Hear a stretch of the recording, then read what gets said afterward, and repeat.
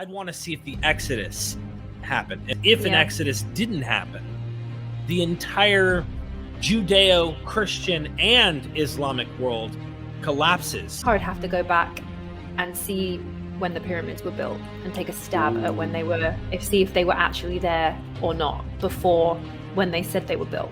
Now, could these be separate events that are all water events? So it's like you could potentially see how they would. Well, they're all similar stories. They're all water-based disasters. For me, what makes me think that might be the case is when you get into Plato and you start looking at the Greeks, where he's like, all right, you want to build a society, you want to go far with your mythologies.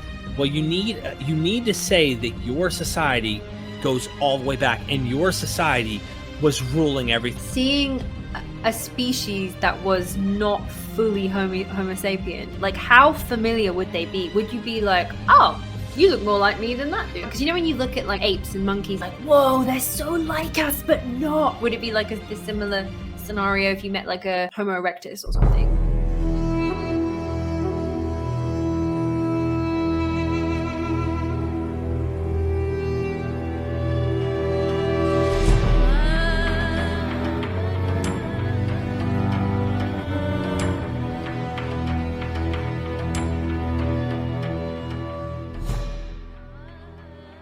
Welcome back to the Gnostic Informant, and you are about to attain true gnosis. And today, we have a time machine. Well, we're thinking if we had a time machine, what we would do with it. So I'm joined by Jahannah James. Hi, guys. And Derek Lambert from MythVision Podcast. How's it going, Derek? What's up? Yeah, I'm excited, man. This is cool. Having some fun, right? Yeah, and also, man, about your brother, I'm glad he's doing better now. Well, slowly. Let's hope he pulls out all the way. So I don't know if Jahannah knew all the. No, I don't know. Yeah, my brother, he's in the hospital right now. You know, he wasn't doing too well, but he got a little bit better. So yeah, let's see what happens. But was it an accident or an illness? Yeah, it's both. Both. Yeah. He accidentally got ill. Yeah, let's not. Let's change it up a little bit because okay, it's not your He'll fault. Get better. You didn't know. Yeah. He has improved a little bit, but whatever. We'll talk about that later. Derek and Jahannah, what would you guys do if you had a time machine and you can go back in time and see anything, see an event, or even try to alter it, like try to change it somehow? Ladies first. Oh. Well, I would never try and alter it because I've seen the movies and I know exactly what happens. So I'm not getting into that. It used to always be, I'd like to go back and see Jesus because he was so like everything. Well, in our modern day, like our calendars to do with Jesus, so much of our governments to do with Christianity. And I was like, I'd love to go and see what was really going on. Right. So that's what I always used to say. But now, much more recently, I think I'd have to go back and see when the pyramids were built and take a stab at when they were, see if they were actually there or not before when they said they were built. Now, here's the tricky question, though. Let's say you only have one shot to pick a year. Now you have to pick when they were built. You have to guess. So what would you do? Would you go back farther, or would you try to go back to like when you know they're there? No, it'd have to be further back than when they said that they were built, which was like 2500 BC. So it has to be before that. I'm taking a stab. If I'm going to have to go with from what the indigenous people of Egypt say that when they were built, and they say that they were built and that they stopped working at 9500 BC.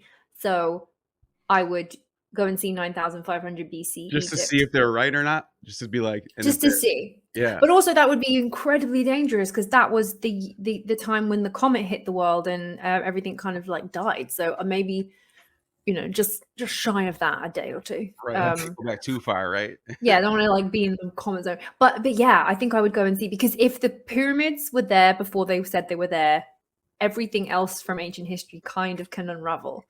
Because then you could go to any other ancient site in the world and be like, well, this could be older. So I'm going pyramids, 950 BC. And it's like, and you have to also check just how the fuck do they build them like that? Because like we have ideas. We have like, there's like scholars and Egyptologists kind of have an idea of what they did. but it's also really hard what they did. Like it wasn't like they were just like mastering easy. Like this wasn't easy shit. Like they were pulling big blocks of granite and stone and all this crazy stuff. Yeah, cutting them, arranging them, traveling them. It's all like a huge mystery how they did it, because supposedly it was built in 20 years, like the Great Pyramid. So if that was true, then Herodotus says in the histories. Well, if it's true, 450 BC, then that is one block every 3 minutes was pulled up and fitted for 20 years. That's one block every 3 minutes. I'm like, whoa, okay. There's over 2 million blocks on that thing. So, and that's just one. There's over 100 pyramids in Egypt. I don't think they were all built around that time. That is a good point. Yeah, they could have exaggerated that a little bit. It could have been a little bit longer, maybe 4 years, maybe more. I don't know. But Derek, what about you? What would you do? I might go with the Jesus thing because first of all, the impact, it's not so much archaeology as it is. It's like, look around.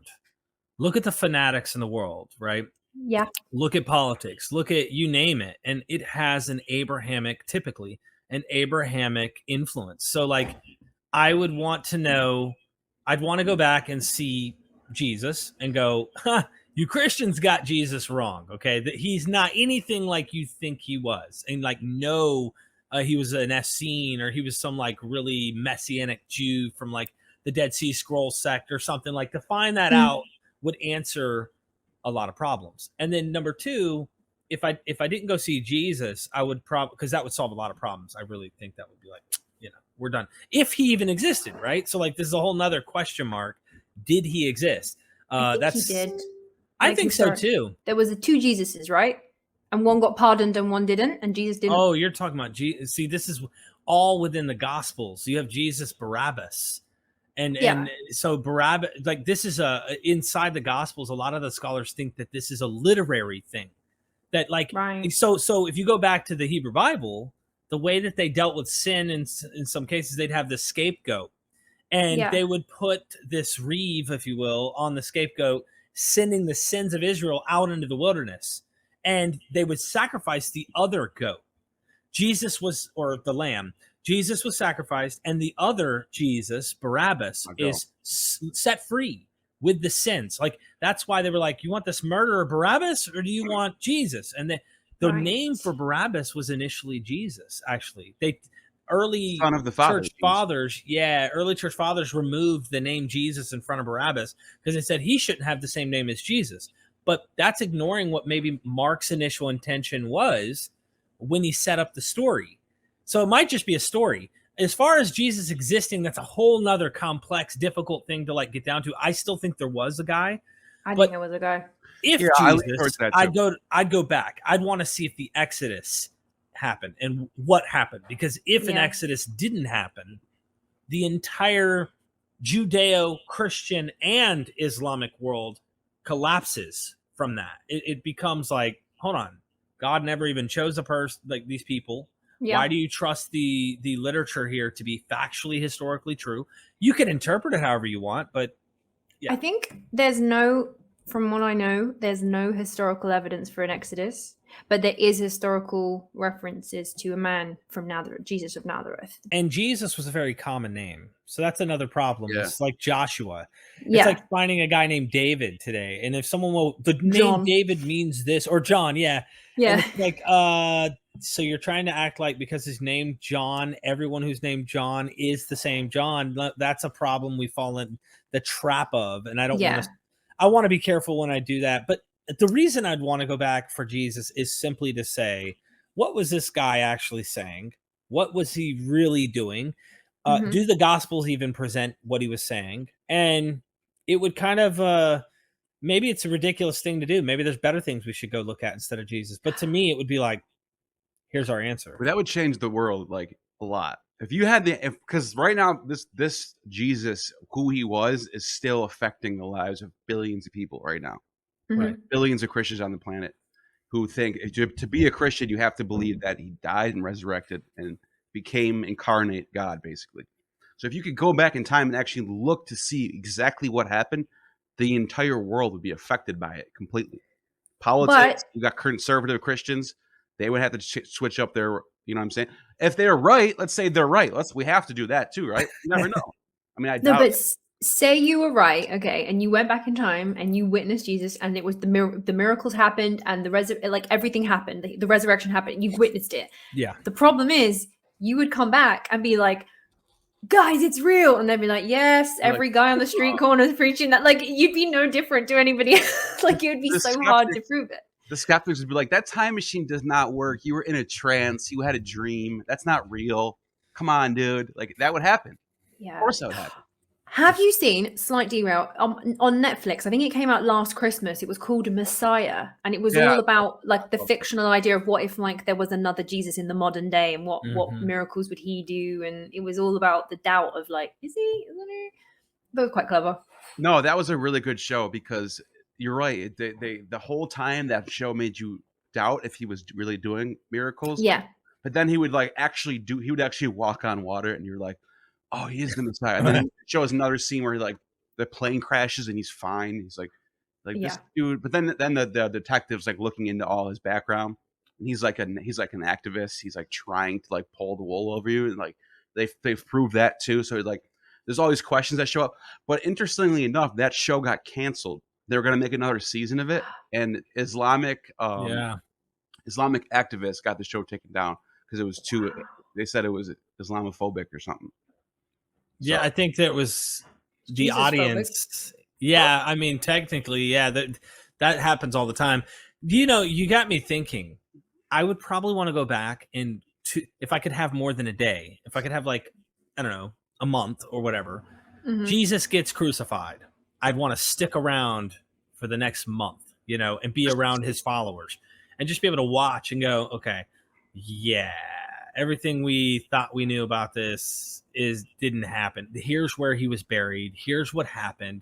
And the myth developed. I'd like to see it, because then I could just come back in the future and just be like, okay, so come over here, archaeologists, come over here. Let me show you exactly where the guy was buried. Let me show his bones are probably still there. Like, if that were the case or something like that, it'd be pretty cool to kind of like prove that. Yes. I think.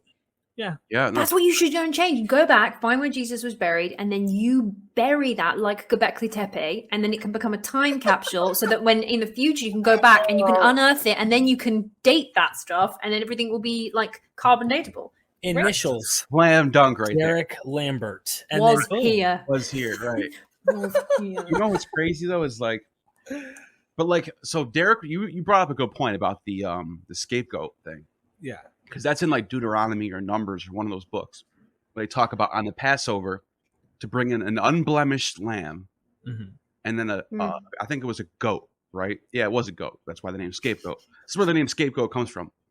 So they would every year on Passover they would take an unblemished lamb and they would take a goat. They would bring them both to the altar, and then they would let the goat escape into the wilderness. And they don't care what happens to it. They don't care if a lion eats it, and it doesn't matter. It's free. They don't even follow it. Then they take the unblemished lamb and they would slaughter the lamb for the Passover meal. So for Jesus and Jesus Barabbas to have that happen on the exact same day of Passover, right? And you would have to admit that there's some sort of prophecy in the ritual itself of proceeding. So now you're getting into theology territory. You're admitting there's something real to the magic behind the story of Jesus, whatever you want to call it. And so then you have to ask yourself, was this even a thing? Right. And if you go to Jews, like say Tobias Singer or something like that, you ask them, he knows the history of the Jews at the back of his hand. Yeah. He knows the Talmud at the back of his hand. Hey, was this actually a thing? Did they actually take 2 prisoners on Passover and let one go, like the Bible says? And he would say, no. That's what I've heard him say this. He says that never happened. He said the whole thing was a story. It was just a story invented to make Jesus the unblemished lamb, which is why you hear he's the Lamb of God. Get it? So that story is sort of a myth, but then you also look at, and the reason why I bring that up is this, because it doesn't mean it didn't happen. There still could have been an event like that. We don't know. Can't really prove it unless we were there. That's the whole point of doing the time machine thing, right? But if you look at the other parts of the Gospels where it's like Jesus is sold for 20 shekels of silver, or 30 shekels of silver. Then you look at the Old Testament. Joseph had 11 brothers, and Judah is the one that sells him to the Ishmaelites for 20 shekels of silver, where he gets sold into Egypt to slavery, which is the story of Joseph in the Old Testament. There's other stories like Abraham and his son Isaac offering his only begotten son, sacrificing the innocent, being a good daddy. Right. So you have all these stories that line up with the New Testament. Jahannah's face is like, the reason why I'm bringing this all up is because even if a couple of these things did happen, like historically, then you would have to say that the Old Testament is prophesizing the New Testament. But if you take all those away and say none of them happened, they're all just drawing from the Old Testament.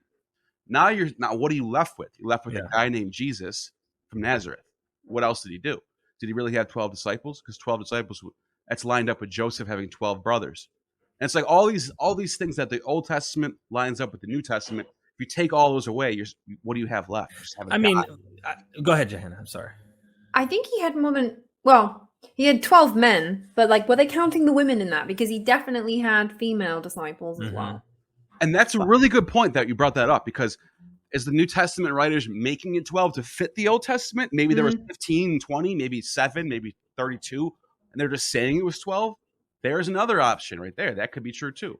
The way someone explained to me once, they were like, the Old Testament was the blueprint for the New, and exactly what you're saying. So it was like there was a repetition, so that when the New Testament happened, like the Jewish people were so aware and ingrained with, like what you're saying, the numbers, the stories, the allegory, the metaphor, that they could like recognize. It was like the blueprint for what was to come, like prophecy, blueprint, same thing. This is why people are still Christians today, because if those historical claims are true, then you would have to go back and say, well, there is something to this Christianity thing. Well, there's some pretty, I think, clearly falsifiable stuff that we can look at, and it's like, that didn't happen. Like, there's no way that happened. And then there are some things where you might say, did he have 12 followers? That doesn't take a miracle. In fact, I don't care if the Old Testament said one day the Messiah will have 12 followers.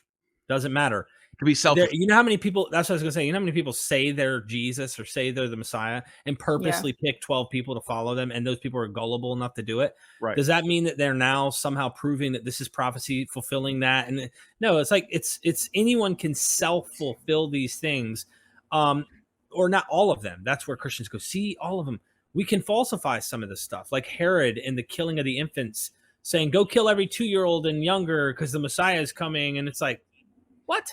Like, no record anywhere has him putting that edict to go kill all these infants. We know that's theology. Why? Look in the Hebrew Bible.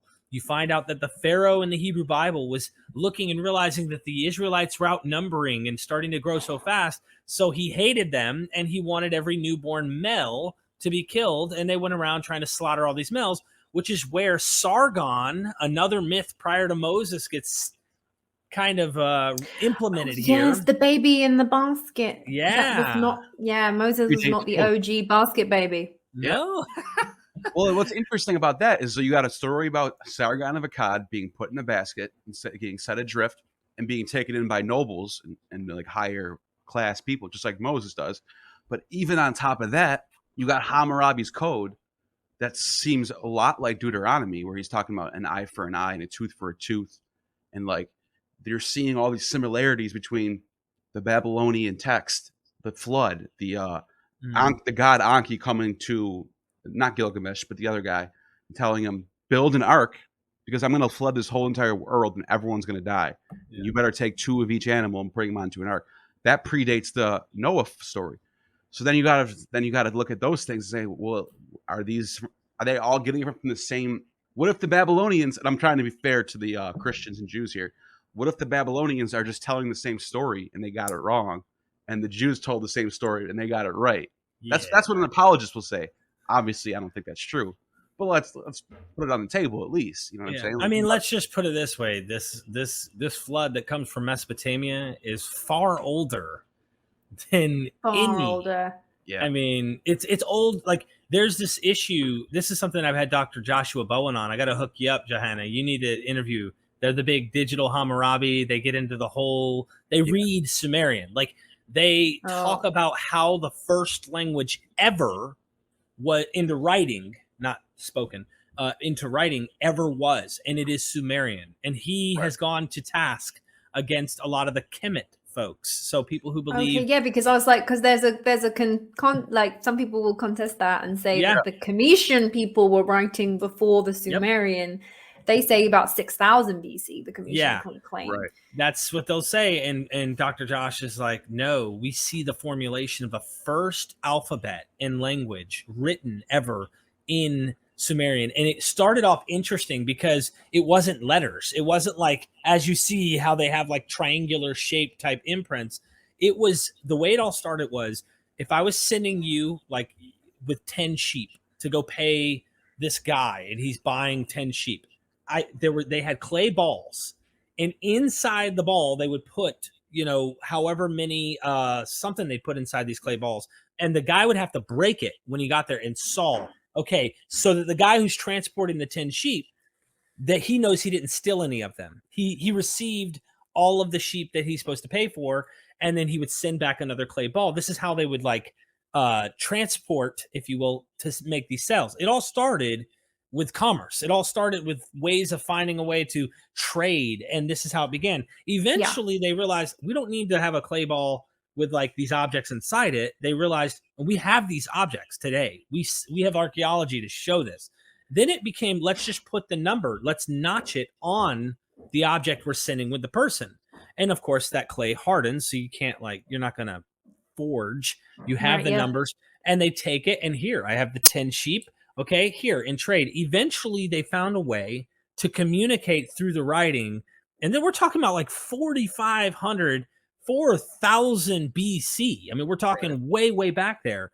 So we look at Egyptian, and I thought, okay, you got hieroglyphics. They're highly advanced hieroglyphics, by the way. There's like, there's a lot more letters to their alphabet and the things that they do. Hundreds. Symbols, if you will, not letters, but you know what I mean?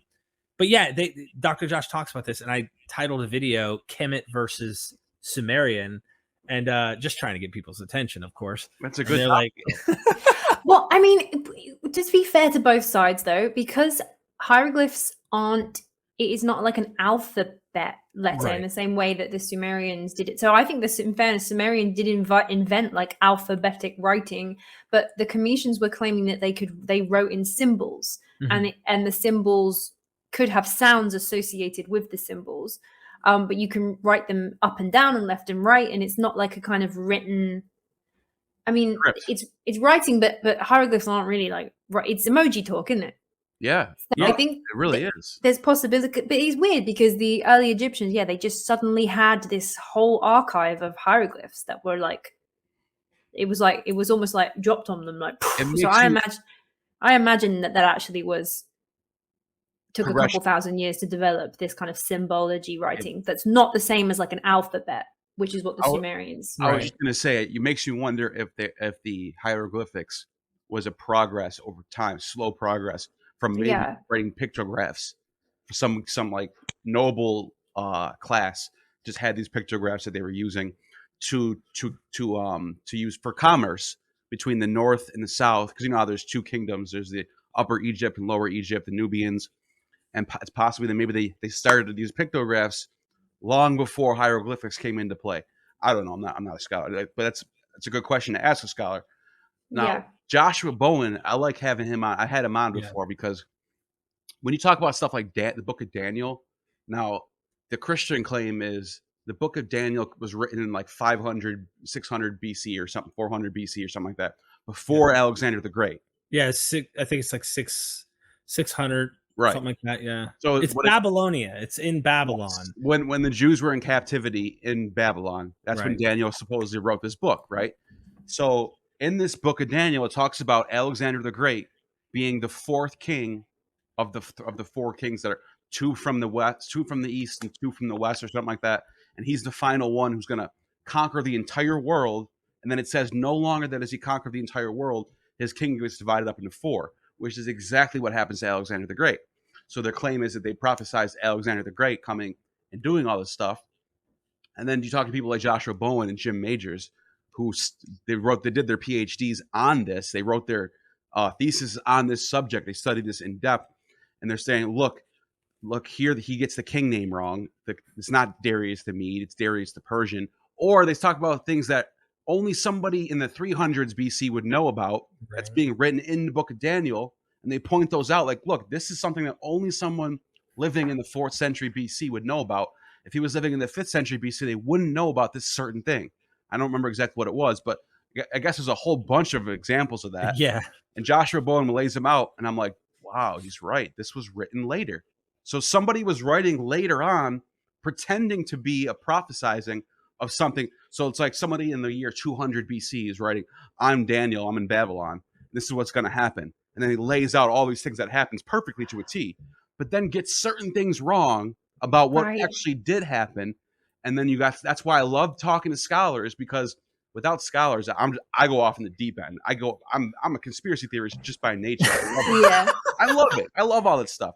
That's why. But I talk to people like Dennis McDonald, Richard Carrier, Bowen, and because they sort of keep me in line so I don't go too far off. But so I got my head around it. That's like if I attempted to write a Shakespeare play, pretending that I was from that time and I was right, but that I would have got some, even if I was a Shakespeare scholar, I'm going to get something wrong. I'm going to get a reference wrong. I'm going to get spellings wrong. Right. And so that's how they realized this isn't an original. Right. It's super complex because there's layers to this. I mean, if you tried to write Shakespeare, let's say, and pretend you were writing this and someone found it on old looking paper today, I mean, imagine what you'd have to do to convince people of this, by the way. Yeah. In that time, it wasn't this complicated to try and figure out how to convince people this was written. All you had to do is write it on it and make it sound like you're coming from this time. But imagine we found out more about Shakespeare. Down the road, our science has developed, and we figured out like who he was and where he actually wrote it all. And like we figured out things we didn't know then.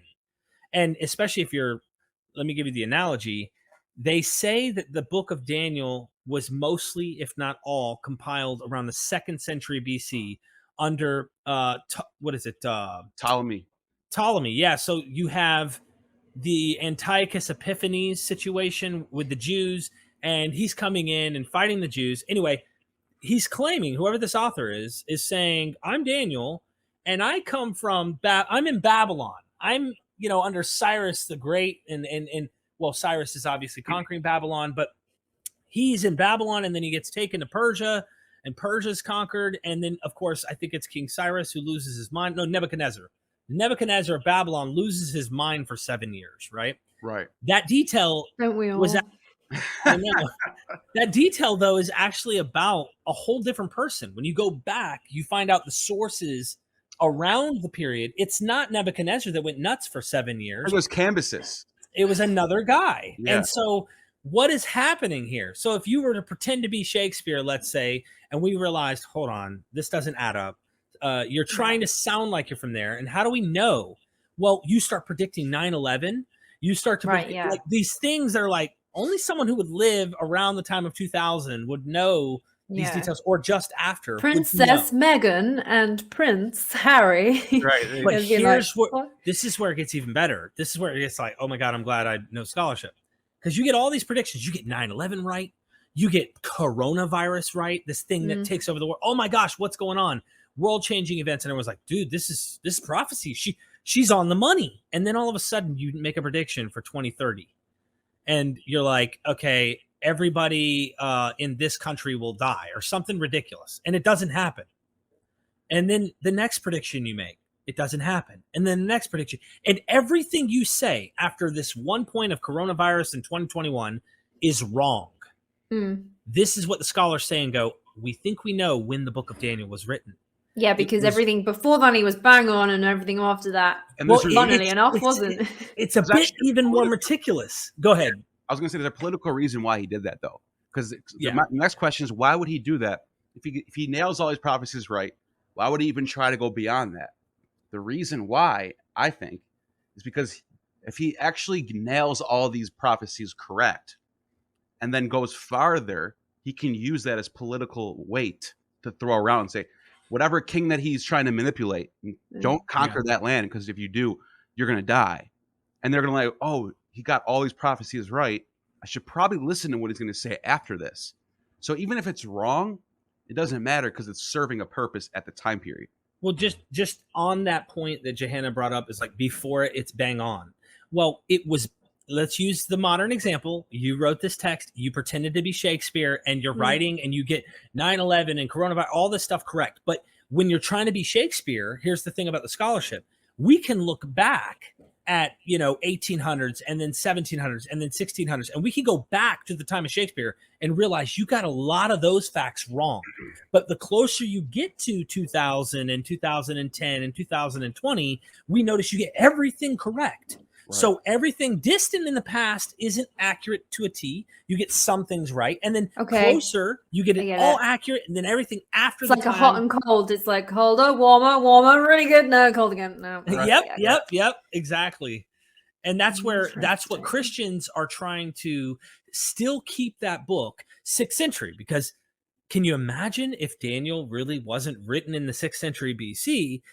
Like, it makes you start to doubt, can we trust that this prophet that we have in our book, that is the book of God, is actually saying and doing the things when he's saying he's doing them?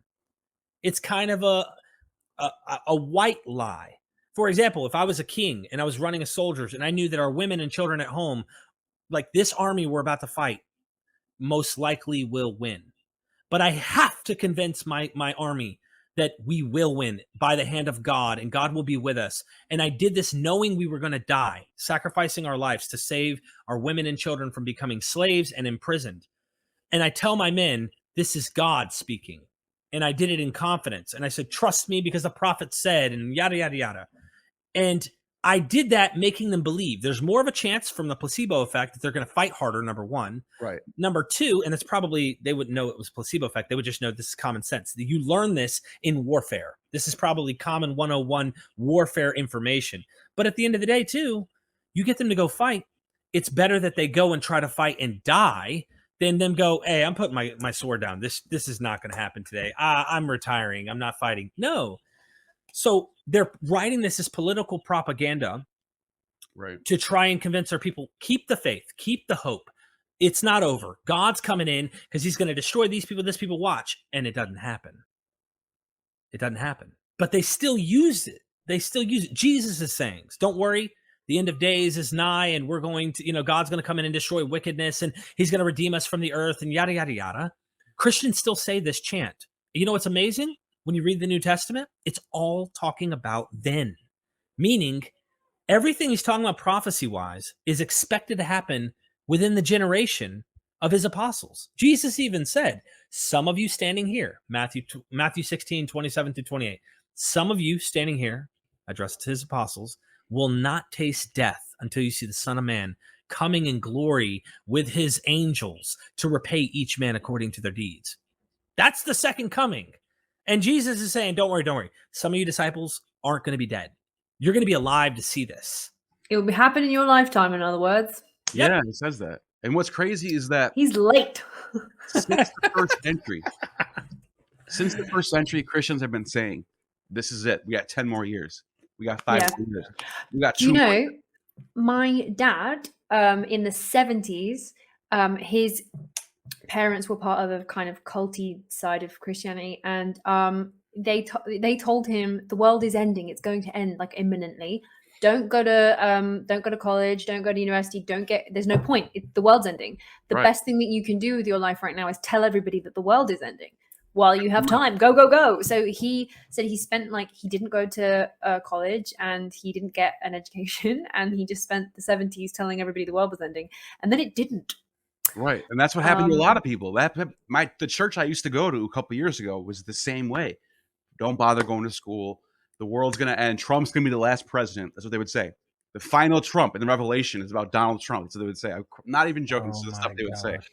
And but even in the if you go back to the Pope, I forgot what the name of the Pope Innocent, I think his name was, or something like that, from the year 1000. It's a dodgy name. Yeah. Pope Innocent. Or am I? Pope Innocent. But anyways, so 1000 AD. So now you're talking, they're using the Bible. The Revelation talks about a 1,000-year reign. After the 1,000-year reign, Satan's chains are going to be unchained. Satan's going to come out and fool the world, and that's going to be the revelation, the 7-year tribulation. So the Pope actually came out and addressed the people of Rome and said, "This is the year the world is going to end. Do what you will, get saved, blah blah blah." Right? He started all of Europe was going crazy for that whole entire year. Turns out, since the world didn't end that year, and the 1001 rolls around, he came back out and addressed them again and says, "I got the dates wrong. It's 1033 because that's the year Jesus died." So from the year 1000 to the year 1033, people were losing their minds because they were listening to the Pope. This was a big deal back then. Everybody was religious back then. And so there people were like, wow, we have 20, 25, 26 years left to live. And can you imagine what the world would be doing right now if like CNN was like, we have 20 years to live? Imagine what everyone would be doing right now. That's what was happening. They're kind of saying that. Yeah, that is true. Everybody will die imminently. Yeah. Climate change and COVID. What's that movie Armageddon with Bruce Willis? I think it is, and he's like, "Look, you guys better enjoy it. This comet is coming to Earth, and they go to save planet. There are a bunch of like hillbilly rednecks and like freaking prisoners going up on a spacecraft to save planet Earth, but yeah, like." It would be pure chaos if people really believed that. But yeah, this is something that. Have you seen the new movie that's coming out? Leonardo DiCaprio's new movie called "Don't Look Up." I want to see it. Have you seen the trailer for it? I did. It looks great. He plays like a small time astronomical guy who basically predicts that a comet is going to hit the Earth imminently, and it's about him trying to like tell the world. It's a comedy, but it's dark comedy because it's kind of they're actually showing what would happen if somebody did pick up a comet. Like, are we ready to react? And we're not, and that's why it's hilarious. Because we would all die. But I'm really interested to see it because I think it's going to start people mentally thinking or just researching about comets. Has this happened before? Yes, 9,500 BC. Everybody died. A lot of people died. Like, I think it's interesting. So I'm really glad that somebody thought about that. And I like Leonardo DiCaprio. Yeah, he's awesome. With Leo, I'm watching all day. And Jonah Hill. There's like so Meryl Streep. They've got so many people in this movie. I'm really excited. Yeah, it's all star cast. That's gonna be good.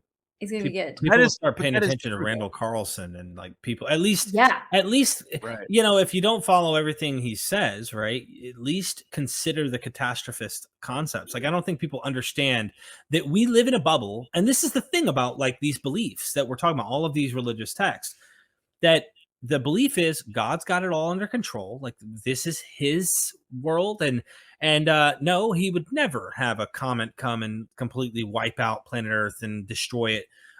There are some people who try to reinterpret that and say, well, that's what the whole end is supposed to be, is a comet coming.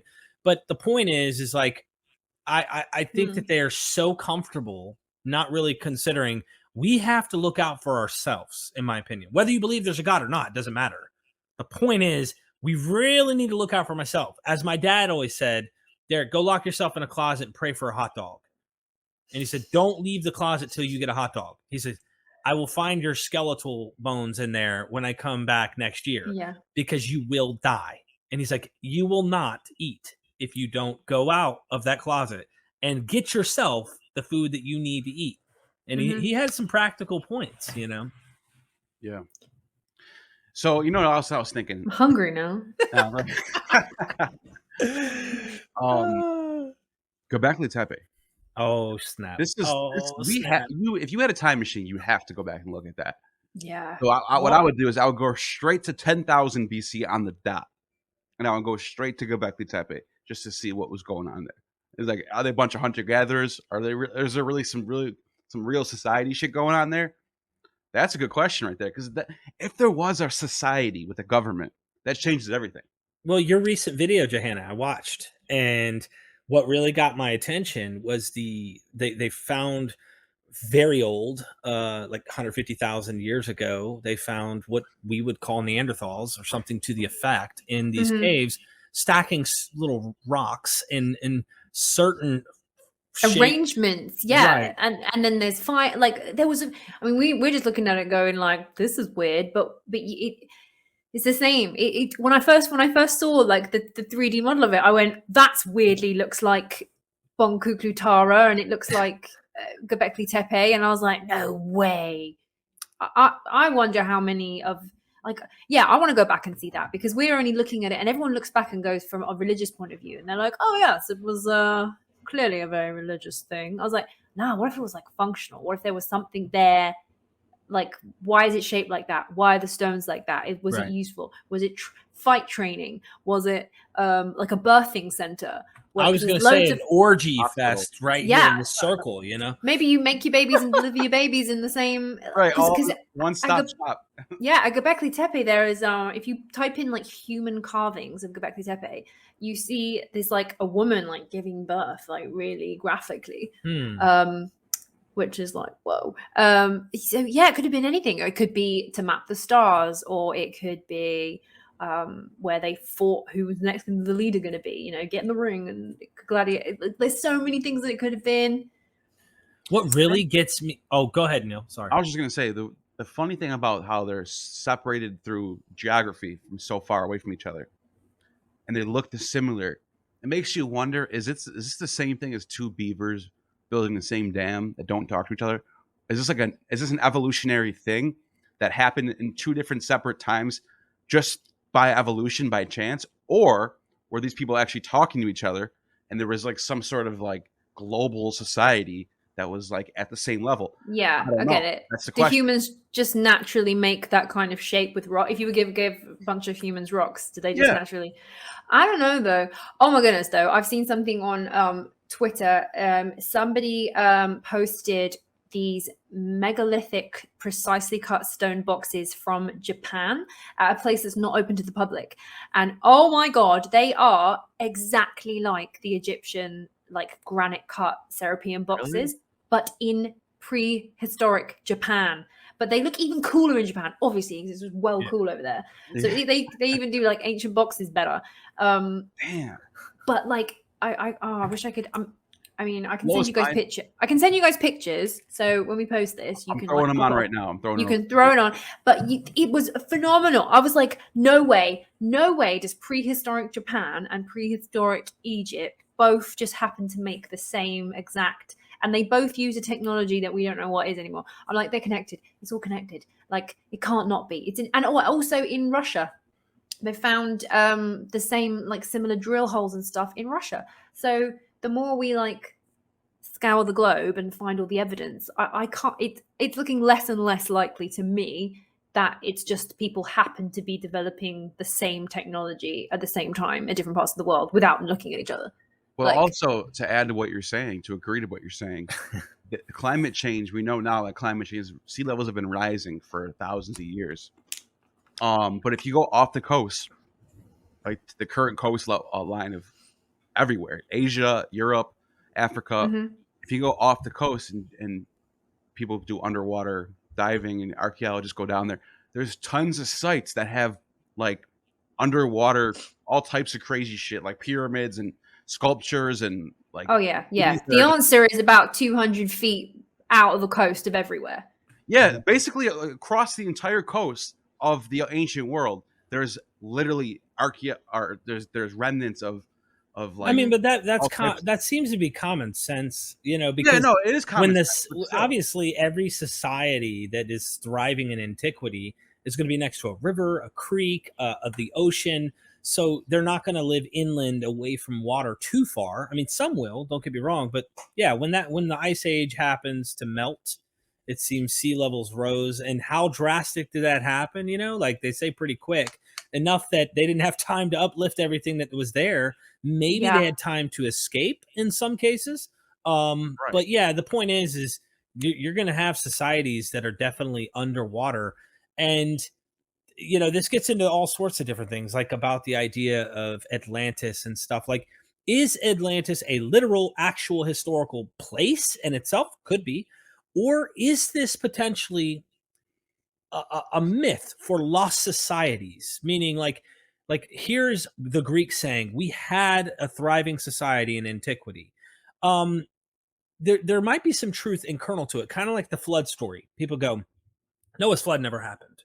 I believe that Noah's flood never happened. I think Noah's flood is based off the Mesopotamian narratives, which in Mesopotamia, if you go to ancient Sumer and other places, there was a lot of rising of water levels and flooding of the rivers, just like the Nile would flood in Egypt. And they would have these catastrophic narratives about these things. So there might be a kernel, but at the same time, here's a story. Let's give you a story about a kernel. They mythologize potentially a kernel. And that's what I think might be going on. I don't know this. I'm just throwing out there. Highly likely. It's going to be somewhere in between. Something definitely happened. There was definitely a deluge that took out multiple people and places. And that deluge has now trickled down into all the different cultures, and this culture got the Gilgamesh and this culture got the Noah, but really we're all talking about the same thing that happened because it's all like it's in the back of everybody's like archive of like the memory. And it's the same with Atlantis. Atlantis is just one is just the city center of a kingdom of 10 kingdoms. It was a huge like empire, all loads of different places. So when I say where's Atlantis, I'm like, I don't know, it's just the city center. Where's the other 10 kingdoms I'm more interested in? Right. But like definitely I think no smoke without fire kind of thing. Same with like Jesus and everything we've been talking about. Like to have an impact that's lasted and a story that's lasted and is retold and retold and retold. Like something happened so massive that it impacted people. Well, that's what Jesus, Atlantis, all of it. I think it all stems from something. Mm-hmm. Yeah. Well, because if I've been looking into this myself, and it's like the Black Sea region, they were Greek speaking people, by the way. The Scythians were there. What do they call I can't remember the names. Whatever their names were, there were Scythians, there were aliens, or whatever. There are different types of races of people that are living over there. They had a flood event that wiped out the Black Sea region. Then you look over in Egypt, the Nile flooded. That they had an event that happened over there. Mesopotamia talks about the Tigris and Euphrates River swelled up and everything went flooded away. So all it takes now is the question is, did it all happen at the same time, or is it different? I think time?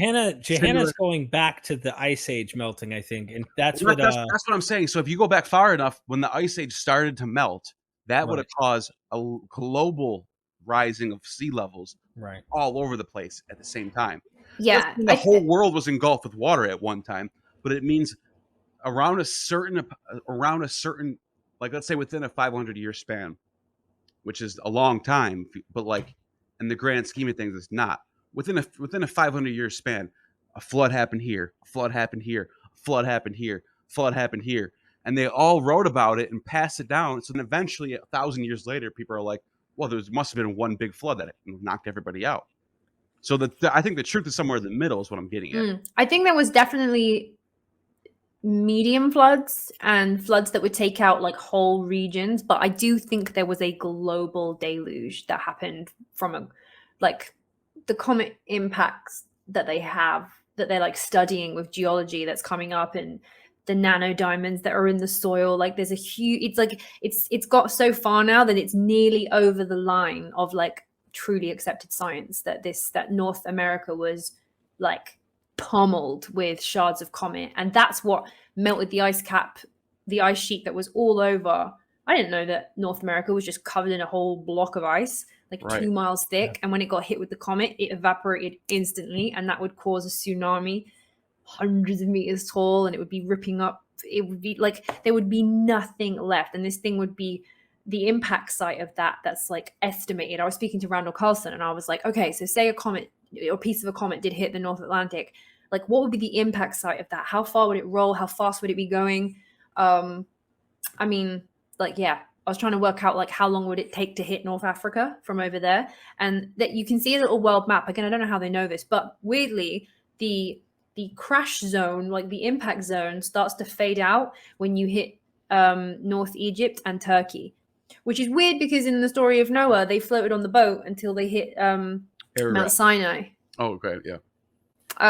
Which is weird because that science-wise, it's like linking up with so I don't think that obviously Noah wasn't back in the Ice Age, but I think that event was like so big, obliterated North America. And then was able to reach out across the Atlantic. It hit all of like maybe the Mediterranean as well. And like, Yeah, and that stuff takes time. Like for an event to have, like let's say an asteroid hits the Earth, right, thousands of years ago, that's going to cause a ripple effect over a long period of time. It's not just going to happen one day. And the water has to go one way, and it also has to go the other. Like, it's mad. Yeah, so I mean, it could all. They're like Randall Carlson is big on this. I know he's a smart guy and smarter than I am, so I can't really doubt the guy, and he talks about this a lot. I think there's some truth to that. I think there really is. I think there's some stuff to look at. You know what I mean?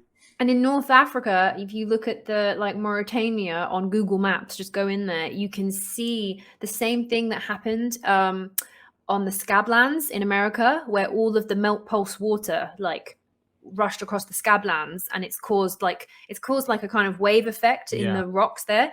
The same thing is in North Africa, and so they're just working out geology wise whether is that the same timeline. Was the Scablands wobbles made at the same time as the North African wobbles? Because if it was, that would be right.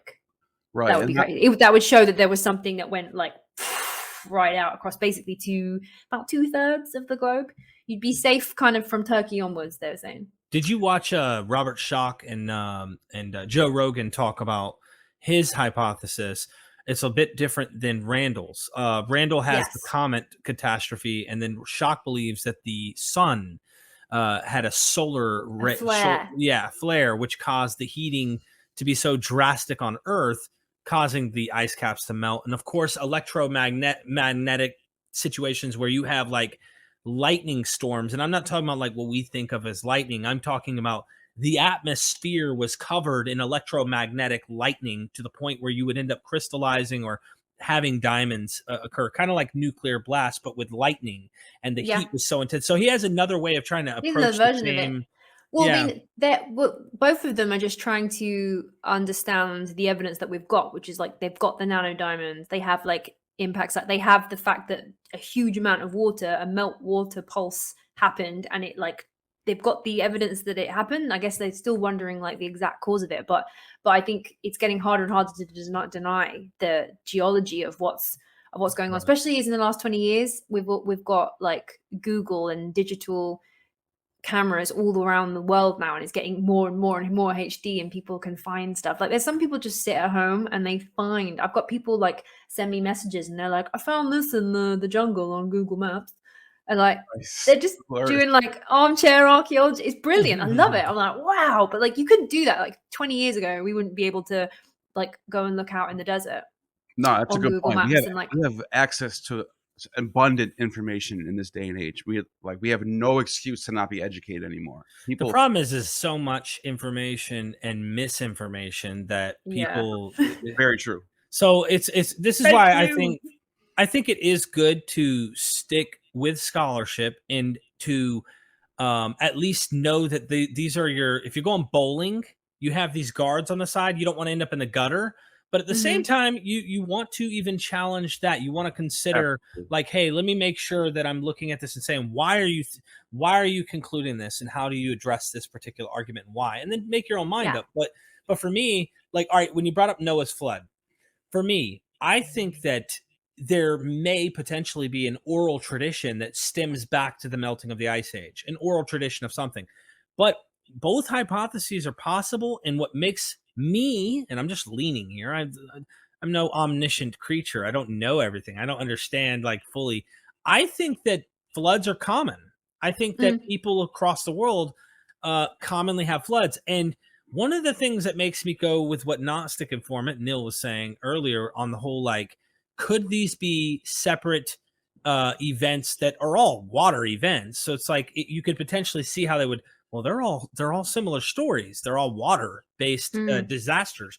For me, what makes me think that might be the case is when you get into Plato and you start looking at the Greeks, one of the textbook rules where he's all right, you want to build a society, you want to go far with your mythologies. Well, you need to say that your society goes all the way back, and your society was ruling everything, and your society had the one true law directly from the god or gods, plural. And the idea is if you can write a story where yours is the one, this kind of seems to be something in the air where. But Plato was saying But that was what I found interesting about Plato, is that he wasn't saying that it wasn't the Greek history, it was the Egyptians. Like, because the whole Atlantis origin, like the story of Atlantis came through the Egyptians and was told to him.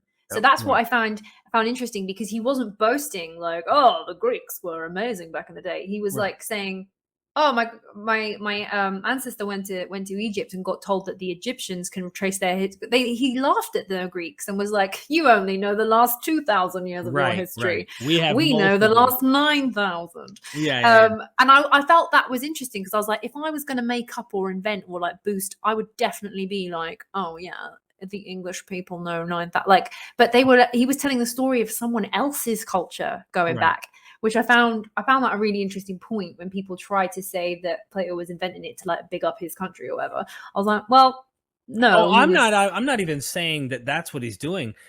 One could say that's what the Egyptians might be doing in this. I mean, the Egyptians could be like, we go back, look. But the Greeks and Egyptians were collaborating at this point. Hellenism's taking over. You even have Alexander the Great is a pharaoh. I mean, like, so there's no reason not to think that there is some collaborative effort, maybe, or that these priests from Egypt really did teach and say, look, no, we go way, way back there. But this was even there was problems between like Babylon and talking about Assyria. The Assyrians and Babylons, they clashed big time. And there were historians that were talking about like, hold on, they have very similar mythologies though. They come back, they were competing in mythology to go, who's got the right one? And then of course the Jews and Josephus and others come on and they go, we got it right. But then the Egyptian priest Manetho is saying, no. That guy Moses was actually an evil, wicked priest from Egypt who escaped. So like, it's hard. All I'm saying is I am very careful on like trusting these accounts. Unless we have data to back them up. I'm not saying don't follow the lead, right? Like definitely look and say, look, there might be a civilization here. That might have been the capital city of Atlantis. I'll shut up after this. I told my wife one time, we were sitting, I get excited. I love this stuff. And Jahannah like brings it out of me. It's like, all right, stop, Jahannah. Get really animated. Go on, Derek. So I was at a Mexican restaurant sitting there eating, and I was working at a construction company at the time. And I said, honey, what if 30,000 years ago, there was a hut where they sold food, traded food, whatever. And the husband and wife were sitting at that hut, and they were talking about 25 to 30,000 years in the future from now, let's say. And they're sitting there, and the husband and wife are eating, and he says, honey, have you ever heard of the story of America? And she says, no, that's just a myth. What are you talking about? That was what the stories we tell of to our children, and to keep people in line. And he says, I wonder if what they said about that has some truth. And my wife looked at me and says, you're crazy, right? And I'm like, I know, but I think about these things because that's very cool. That's a very clever analogy. Like, imagine in 20, 30,000 years from now, they say if society stopped right now, let's say a catastrophe happened and we stopped doing anything, the only things that would last after 10,000 years is Mount Rushmore, the pyramids. I mean, like, there's only certain objects that would exist. Cars would deteriorate. Yeah, that's my point. And it's like the only things that would be evident that society had human society is the stone, pretty much. So looking back 20, 30,000 years would seem like a myth. Like, I need to write in stone now just to mess with them. I need to write Atlantis was here.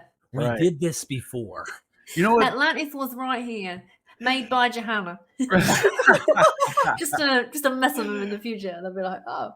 Derek, you brought up a good point though with like the King's List. Manetho writes a King's List. It goes back to King Osiris and King Apollo, and he's like the gods are ruling Egypt. And then you go to like Beresos in Babylon with King Nimrod, and he's going back beyond like thousands of years. This king ruled for 10,000 years, he says. And like you said, the Assyrians, when they conquered Babylon, or sorry, I should say Sumer at the time, they took that list and they took their mythology and brought it to Assyria, and they changed the god Marduk into someone else. And they took that King's List and they just changed it a little bit and made it Assyrian. The same thing happened in Egypt. The Jews took all this history and wrote the Old Testament. They took the flood story. They took stories from Egypt. And they made their own version of it. And you could see like a progression. People are taking these stories and then personalizing them, and then saying, "This is our history. Yeah. We're the true chosen humans of the world, and our history goes back to the first man. We're the ones." Like that seems to be like a common thing. Tribalism. Well, there's that interesting thing. I keep bringing Dr. Joshua Bowen up. You gotta meet him. Now, I know tons of doctors, but in the field of like Sumerian, Akkadian, the Enuma Elish, Epic of Gilgamesh, all that fun stuff. There's this story before Marduk was a deity. The story had it, the Anzu bird. I can't remember the name of the god of the at the time. The Anzu bird stole the tablets, huh? Ninurta. Ninurta. Yeah. Ninurta went to do something. I can't remember what it was, but the Anzu bird was protecting the tablets of destiny and then took them. Right. Stole the tablets of destiny. You can control reality with it. And so they're like, we got to get him back from this bird. Like, this is not good. Like, the tablets of destiny aren't in the hands of this bird that's chaotic. So they're like trying to kill this bird and get the tablets. They can't.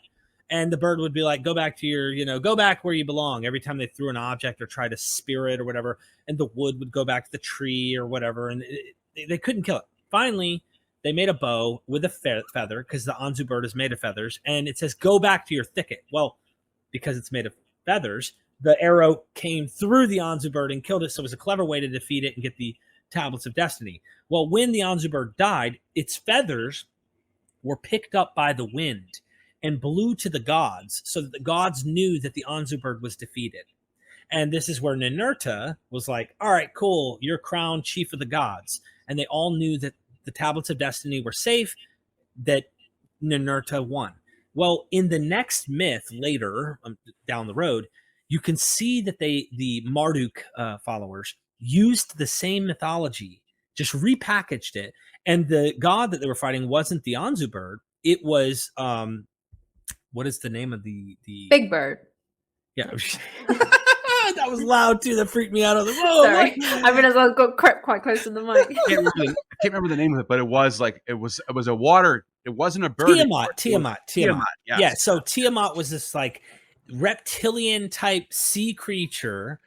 And so is Leviathan, by the way, just for those who want to get into the Bible, where God is arguing with Job, or Job's arguing with God, and he's, who is this that darkeneth words by counsel? And he goes into like, did you put the stars where they go and all this? Have you fought Leviathan? Do you play with Leviathan like a bird? God's flexing his muscles on Job. Poor Job. He went through so much shit. But Marduk literally is called out and says, listen, if I defeat this Tiamat beast that all the other gods are afraid of, I'm chief of the gods. I become king of kings. And they're like, go for it, buddy, because we're not messing with her. Well, it's a female.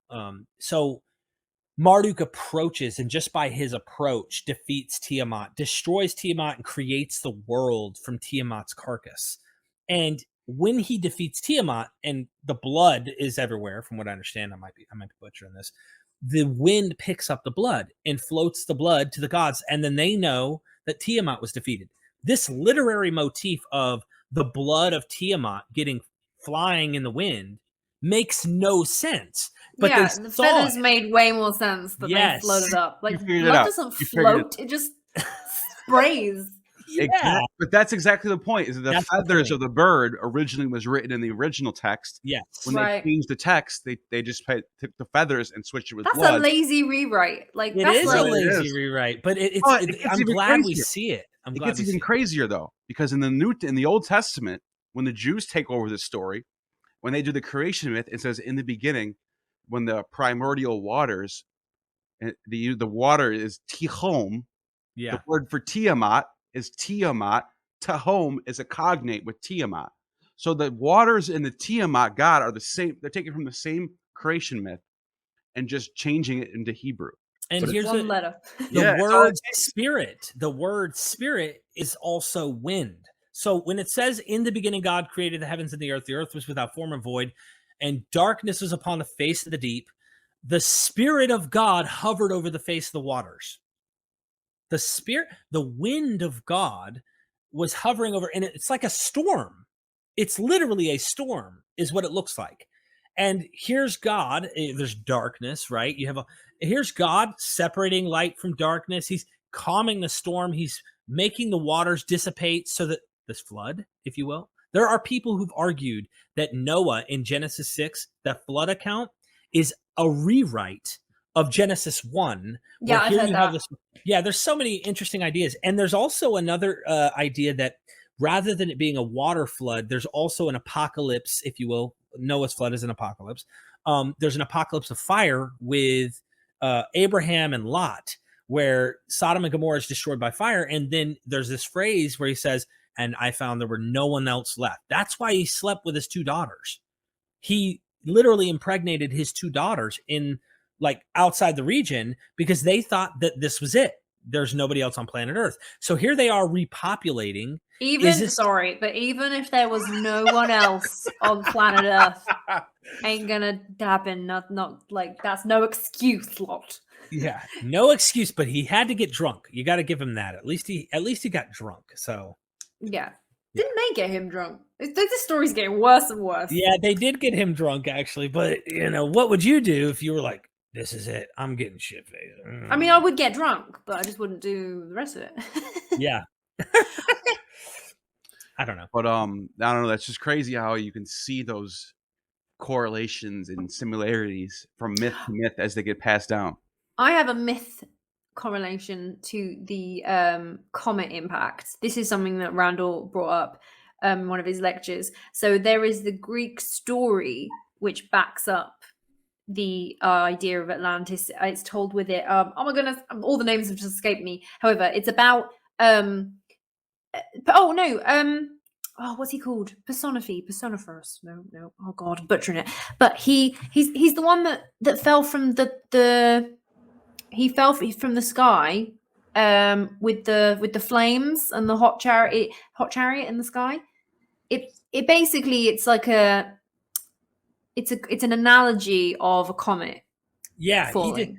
He did. Doesn't Randall do that with Halloween too, where he says the witch riding the broomstick is actually an ancient myth that we would talk about when they probably saw a comet with its tail. So Here you have this witch riding, magic happening. It's riding the sky, and there's these remnants of its tail, which is just simply an ancient comet flying across the sky like a witch on a broomstick. I'm gonna have to reread my Randall, but he did a whole one of his talks online does it, and he did a whole thing about this Greek story and about how it was told it is connected to Plato and Atlantis, and it basically the analogy it's like so on the money about this like a comet with fire and the chariot and the tail and it like coming down and destroying and everything. And I think that exactly that there's like all of the stories, it seems weird, but like feathers in the air and like weird stuff. But I think like if you go back to the original root of that story of the person who decided to tell it in a way that was digestible, they're retelling the same event. Or like I'm interested about who was the person that inspired the gods of Egypt or of the Babylonians, because somebody would have inspired them. They would have literally met someone that would have been like Osiris was a guy, I think, historically, that somebody would have. I think so, because according to Manetho, he was. According to Manetho.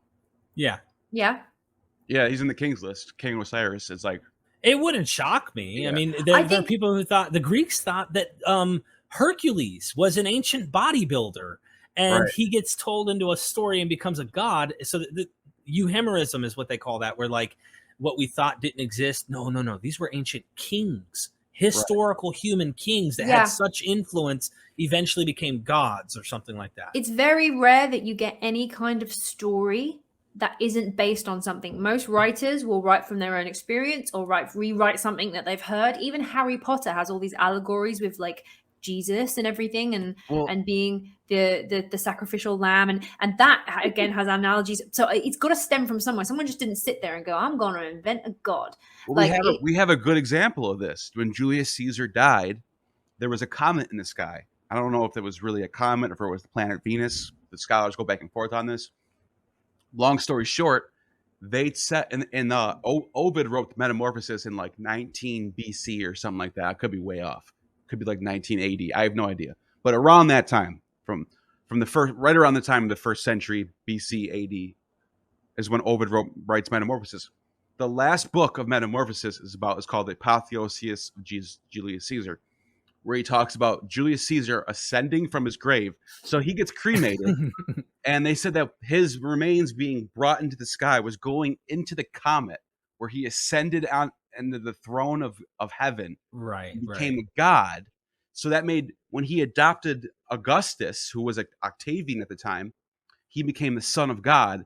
So when Octavian became the emperor of Rome, from that point on till like 14 AD or something like that, before Tiberius took over, he was known as the son of God. And the coins that were in circulation in Rome have a picture of a comet on one side, and then on the other side it says Divius Ilius, son of God, for Caesar Augustus.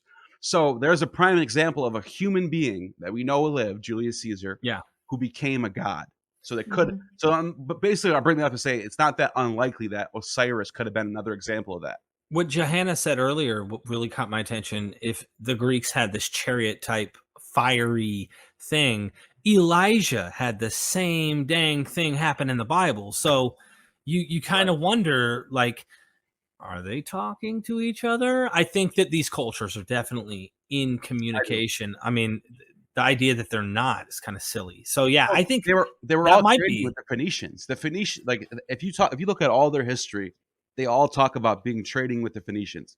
So if the Phoenicians are going to Greece and then going to Egypt and going to Israel, they're going to bring on messages, pass along messages to each other. It's not that unlikely they were talking to each other. They're on the same Mediterranean Sea.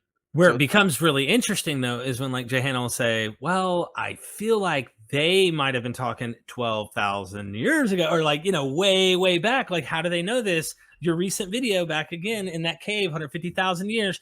Is this just a common thing? And more questions, because our hardware has been the same for a couple 100,000 years. Same like brain, same size, same, like, come on. If we're this creative right now on a video, we would be as creative back then. Yeah, we may not have the same language. We may not know, like, there might be a little bit of things differently, but we're not, I don't think we're like sitting there going, No, even the Neanderthals, like they had all of the ear and they have all exactly the same tools that we do to hear and speak and talk and have language. So like, I mean, I would love to have known, like, I'd love to just sit in on a Neanderthal and a human, like meeting in the woods, and just sit in on their conversation. What if we went back like 50,000 years? All right. And Jahannah, we were like, meet your granddad. And there's some busted, like, granddad. Hi. Hey, yeah. Or there'll be some like Back to the Future situation. Where your great-great-granddaddy doesn't realize you're related. You should make that a video. You should do like a thumbnail and be like, literally do a video where you're like, I'm going to meet my granddad. And like, you do some little, and the next thing you know, there's this busted, like, hair. Like, hey, grandpa. And he's like, I ancient man thing, man. It really weird. Because we don't have anything like that. Obviously, we have different races and cultures, and humans can look like completely different. But like seeing a species that was not fully Homo sapien, like how familiar would they be? Would you be like, oh, you look more like me than that dude, or just like looking in their eye? Because when you look at like at apes and monkeys and stuff, and you're like, whoa, they're so like us, but not. Would it be like a similar scenario if you met like a Homo erectus or something, or something that's I don't know. It's weird. We don't have anything like that nowadays. We only are fully Homo sapiens, so we don't have that. But back in 100,000 years ago, there would be like so many subspecies that you wouldn't. That's what really gets me. I did an interview on someone who's doing evolution, where we're gonna have to get you, Neil, to interview her next. Gutsit Gibbon. Her name's Erica. She's amazing. She is like all over the evolution stuff. And she said, these stories are all cool and all, these myths that we have told. But she said, you want to hear a better story? Look into evolution. Find out our story and how we had, like you're talking about, all of these different species of our family. We all tie together, and we have like, can you imagine bumping into 20 different kinds of like? She did a video about how humans, we whatever with dogs, what do you call it? I'm having evolved, yeah. We raised dogs up, right? But they actually affected our evolution as well. We didn't just affect their evolution; they affected our evolution by us taming dogs. They tamed us back. She did a whole video on it. It's scholarly approach. She makes me feel stupid. Send me a link for her. She sounds awesome. I'm gonna hook you up. I'm gonna hook you up. Don't worry. We're gonna have to have you hooked up because she's on it. And if anyone has anything they want to say in the comment section, go for it because this girl knows what she's talking about. And that's what I'm saying. She makes me feel stupid when I watch her. Yeah, she is so. So this is another thing she talked about. She's like, we had, part of the same genome family, if you will, hobbit-sized people, right, in Africa. 3-foot people. And they were fighting, at the time, much larger Komodo dragons. We're talking about massive Komodo dragons. And there's still this myth at the tribes, I can't remember the name of the tribe there, about this dragon that would come and like take the baby, like steal the baby from the mom. And but we have like actual data to say they were fighting these Komodo dragons. That's and she said what the most interesting thing about our evolution, our story, if I could say, is we were like sandwiched between two different kinds of enemies that were out to get us. Like, meaning we were not at the top of the totem pole. We were people's food, and we conquered to a point where we now became the rulers. And like she talks about this story, like this should be a book. There's no reason this isn't holy literature by now. That's how powerful the story is, and competing against other versions, like you talk about Neanderthal and other things that have occurred. It's I wonder what. I just found that video. I just found that video with the dogs. I'm going to send you the link right now in the chat. It's so good. It's such a good video. Like, I was like, this girl is fucking awesome. For sure. Where's the chat at? Whatever. And I know you'll do a good job interviewing her. You're a natural, Jahannah. You're a natural. I love talking. I love talking. Yeah. I got to interview Christopher Dunn last night, which was amazing. Really? I didn't even do that. That was stupid. I just put that thing on the bottom. Christopher Dunn. Who is that again? So he is the guy, actually, I've still got his book right here. He is an engineer, and he's been going to Egypt for like the last 20, 30 years. And he purely looks into the evidence of, like, from a scientific engineering point of view. And he just documents all of the amazing ancient technology that's there. And he talks about why it's impossible to replicate some of it today, and like why it's a mystery, because some people don't actually understand how highly technically advanced Egypt was, and how there's like huge massive holes in the timeline. Like he goes through and says like the symmetricalness of the faces are they're on a par with like modern cam, like laser technology, but obviously they didn't have that. So there's stuff that like the human eye couldn't quite see, but yet they've done. And it's a very heavy book. It's very like I'm not an engineer, so I'm like, whoa, but the guy is really, really, really good. And he's got a new book that's coming out, because he wrote them like 10 and 20 years ago. He's got a new one, which he was telling me about, and it's going to be a bit of a slam dunk for anyone who's interested in like ancient technology. It's very cool. Let me tell you how I am. This is just me personally, right? For years, I listened to something sounded intriguing. I was convinced. I thought maybe they're really onto something, and I'd be cool with that. And I never like really went beyond that. So what I do today, I'm a skeptic. People don't like that are like, no, just let me have my idea. I want to look for people just to get like how my mind works now. All right, so this guy came up with this theory. Okay, who has something that is going to critically dissect what he said? I want to see if there's someone who could debunk him. Like this is how I work today. So I want to see, is there anyone who could say, no, we know how that actually worked. You don't need lasers or something to create the fake. I mean, if they if they do come forward, then they will be solving the ancient mystery that even the Egyptologists don't know the answer to. So for example, the boxes in the Serapeum, right? The big black granite boxes, they weigh like 80 tons. They're precision cut. They're precision cut inside and out to a level that is like you can put a laser measure to see how flat it is. It is flat within like 0.2% of a millimeter. Like they don't understand how somebody with a hand tool can make that like flatness. It's like mirror glass shine. It's incredible. And so he's just talking about how the so he has nothing. He's using science, and so he went to the leading modern day stone cutter company and said, if you were going to replicate this box in the modern day using any technology that you can, how would you do it? And they replied back saying, we couldn't make it in one piece. We would have to make it in minimum 5 pieces and bolt it together. We wouldn't be able to get those measurements with modern day technology. So there's nothing really to like repute. If somebody could come in and say, I can make that, then they would be better than like one of the biggest stone companies in the world. Like, I will ask questions for me, right? I'd be like, okay, so they are saying that they would only be able to build this for that. I guess they're actually expecting who's going to pay to have this done. Number one, yeah, it would also cost like over $150,000 just for the lump of rock. But the because sometimes people are like, why don't you have a go? I was like, do you ever spare $150,000? But yeah, right. But everything that he's saying, so he's just talking about like it's all to do with science. It's like the science of physics and the science of engineering, and it's like this is why there's a problem with this. So basically, he's debunking a lot of what the Egyptologists say.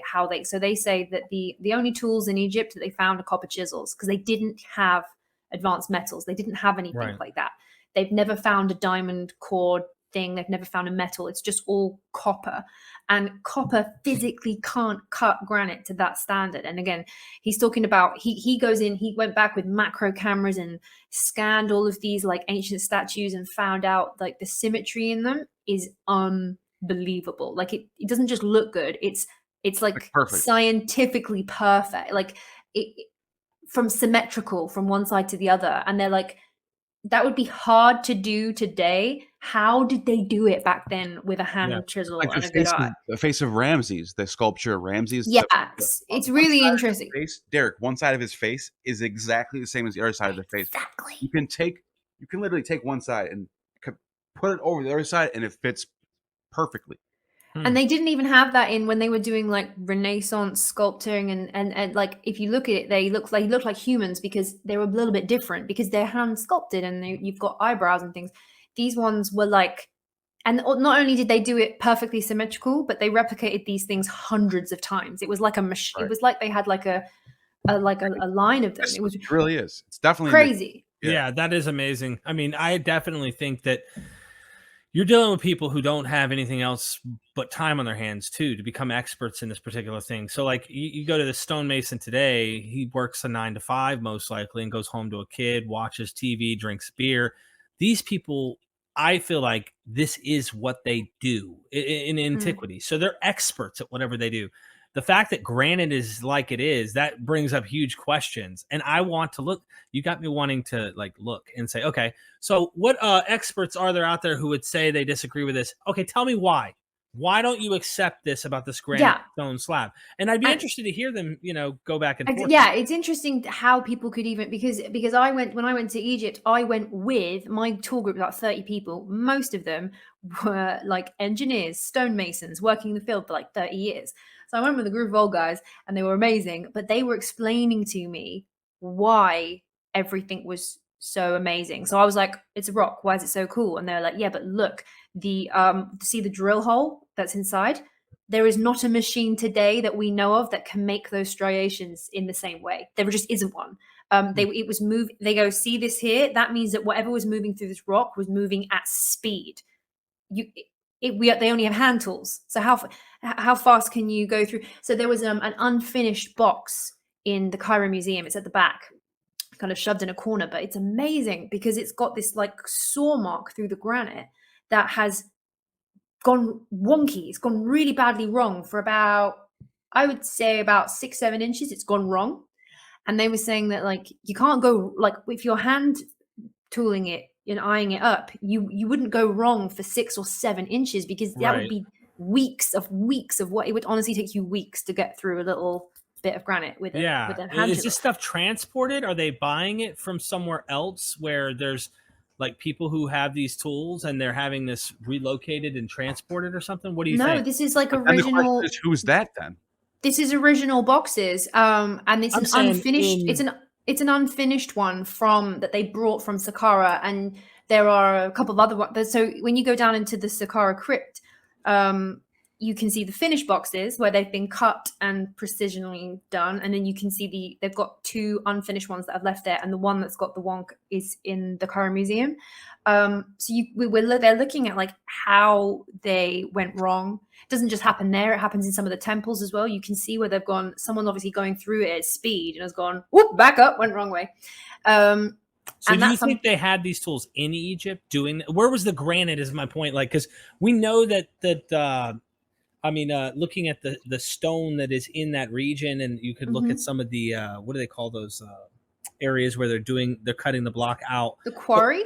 The quarry. But where's the granite coming from? So the granite is coming from, majority of the time, it's coming from the Aswan quarry, and then it's being transported up to Cairo, which is about 500 miles. What?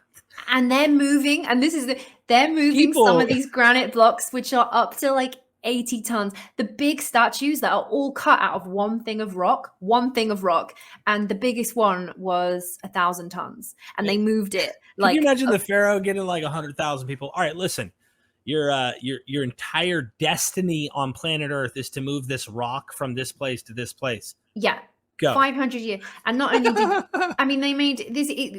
It gets silly. It gets silly when you think of, and then there's even been things looking into the, okay, so you'd need to move an 80-ton lump of rock, you would need manpower, minimum 300 men. Okay, like that's just science saying how much weight to weight you would need to slide this rock. 300 men. Okay, so how did you get 20 of these stone 80-ton boxes underground into the Saqqara tunnel vaults, where you've only got, I was in there myself, you could only probably fit maximum 7 people widthways across the whole thing with the box. So how'd you get 300 men inside the tunnel? Like the scientific problems that come up, and when you bring that to the Egyptologists, trying to figure out how they did this, like how did you? Yeah, and I asked them in Egypt. I would ask the guys there, like the officials there, and one guy didn't. I asked him a question about how they got the box, the granite box, 100 and something foot, 3 floors down through the tunnels, and he walked away. He didn't have an answer. They don't have an answer. It's not like, oh yeah, they're aliens. Yeah, aliens did it, and people jumped to aliens. I don't think it was aliens. I think humans were more clever than we give there them was credit just tech for. that they could move stone in a way that we have no idea about. They could model it in a way that we can't do today, even with our best machining. So the questions that come up in Egypt, they're like these riddle. There are these like mathematical science. That's what's cool about them. They're maths and science riddles that it really gets your brain going, because you're like, I need to know how they did this. We were just talking about how our ancestors had the same brains as we have, so we don't give them credit for being smart as they do. But what were they doing with all of that? And this could be what they were doing with that brain power. We just focus it right now. We're focusing on different things. If you think about astrology and you like just thinking about stars, it doesn't take any stone cutting. It doesn't take any there's no archaeological data that we do have it. I'm just making the point. It doesn't require that to achieve that knowledge of observation of the stars. I play video games. When I get done editing videos, I'll go play some Modern Warfare and yell at some 9-year-olds. You know what I mean? They hear me in the death comm like, you little fucker. And where's your mom? I'm joking with them. Anyway, but they're observing stars endlessly, and they're creating stories and attaching to these stars, teaching their children, okay, that right there, yeah, that's Apollo, or whatever it might be. You're telling the stories. And they get so into it and observe things mathematically and figure out when certain seasons are changing, or if we talk about the great year, right? The equinoxes and realizing the earth is spinning as like a top and whatnot. that the North Pole changes from time to time, where you have a new star. So I just say all that to say, like, when all you do is obsess over that, we look at that. I know I do. And I'm like, I don't know how they did that. Like, I'm like, Yeah. what the hell? Because I didn't put my energy and time from birth, and my dad did not from birth, and his dad from birth, and their dad, and like literally a whole line of what we call trained astrologers, who know how to, experts of the sky, who sat there for endless day in, day out watching the stars, came up with this system of thought and knowing how to do it. I wonder if this is how it is with, let's say, stonemasonry or something like that. In antiquity in Egypt, I wonder if there's like these experts that have been trained. Someone's screaming. I think someone's murdering someone. Whose house? Can you hear that? That's my neighbors. That's mad. Wow. They've got kids. I don't know. Kids. Oh, wow. I think it's bath time. Yeah. And someone's not happy about it. Wow. But anyway, sorry. Yeah. We had a blast doing this, by the way. I think, we just reached the hour and a half. That's a movie. We've just made a movie worth of a chat. Yeah. If you're still at the end with us, well done, everyone. Yeah. So, yeah. We've gone back in time. We've gone to Jesus. We've gone to Greece. We've gone everywhere. We touched everything in this one. But, we'll definitely do this again soon. And everyone that's watching, you have just attained true Gnosis. You have just attained true Gnosis. The demiurge has no power over you.